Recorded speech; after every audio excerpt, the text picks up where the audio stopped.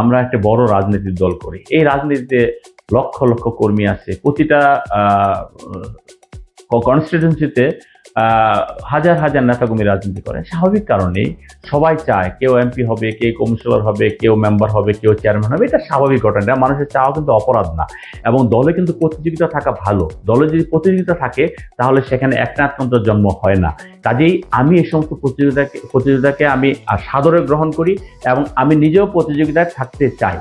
সেই ক্ষেত্রে যদি একটা দলে যদি 10 জন কর্মী থাকে কাছাকাছি সময়ের, সেই 10 জন 10 ভাবে সেবা দিবে। তা আমরা সেই সেবা থেকে মানুষকে বঞ্চিত করতে চাই না এবং আমরা এটা এনজয় করি যে হ্যাঁ, এখানে আমাদের 10 জন নেতা আছে, 10 জন নেতায় মানুষকে সেবা দিয়ে যাচ্ছে।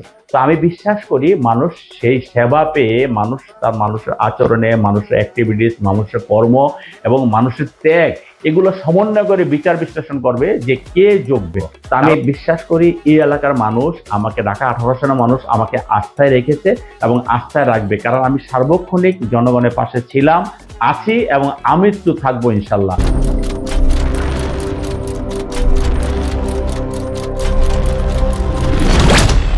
পার্টি যখন একটা সিদ্ধান্ত দিবে সকলে আমরা সেই সিদ্ধান্ত মেনে ধানের শীষের ছাতার নিচে আমরা ঐক্যবদ্ধ হয়ে আমরা কাজ করে যাব।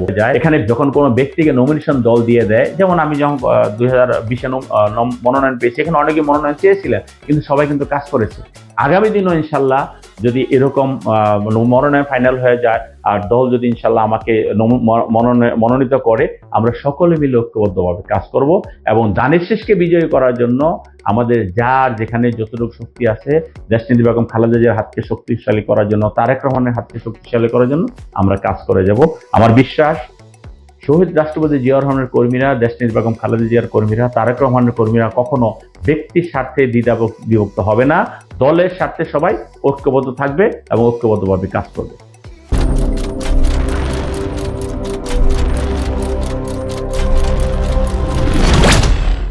দেখেন, এখন অনেকেই সংস্কারের কথা বলে। এই সংস্কারগুলো কোথা থেকে এসেছে?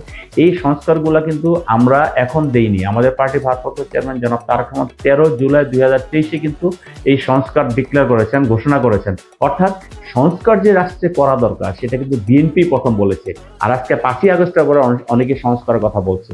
এই জুলাই আগস্টে যে আন্দোলন হয়েছে সেই আন্দোলনকারীরাও আহত নিহত সবাইকেই সে ধরনের একটি বিশেষ উপাধিতে ভূষিত করা হবে, এটাই আমরা বিশ্বাস করি।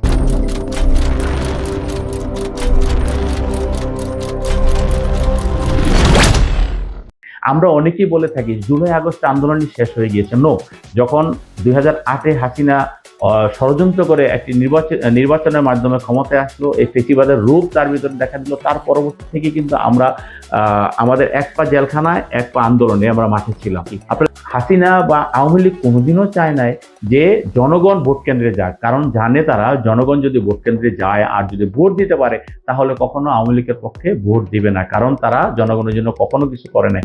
এখন যারা ভোট দিতে চায়, যারা এই দীর্ঘ 20 বছর বা 25 বছর যারা ভোট দিতে পারেনি, তারা ভোট দেওয়ার জন্য মুখে আছে যে ভোটটা কি জিনিস এবং কাকে ভোট দিবে। তারা যখন দেখবে যে দেশের মানুষ যাকে ডেভেলপ করছে, দেশের মানুষের পাশে যারা ছিল, পাশে যারা আছে, তাদের কাছে কিন্তু একটা নতুন উদাহরণ যে খুনি হাসিনা এদেশের ছাত্র সমাজকে কিভাবে হত্যা করেছে, খুনি হাসিনা এদেশের জনগণকে কিভাবে হত্যা করেছে, খুনি হাসিনা বিএনপি সহ সমস্ত ক্রিয়াশীল রাজনীতির দলকে কিভাবে নিচ্ছিন্ন করতে চেষ্টা করেছিল।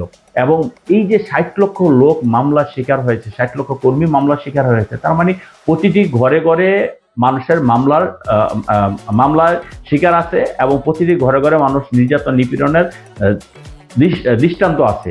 কাজেই তরুণরা সেটা বুঝে, সেটা বিবেচনা করে আগামী দিনে তারা একটা সুন্দর সিদ্ধান্ত নেবে এবং আমি বিশ্বাস করি সেই সিদ্ধান্তটা অবশ্যই বিএনপির পক্ষে আসবে।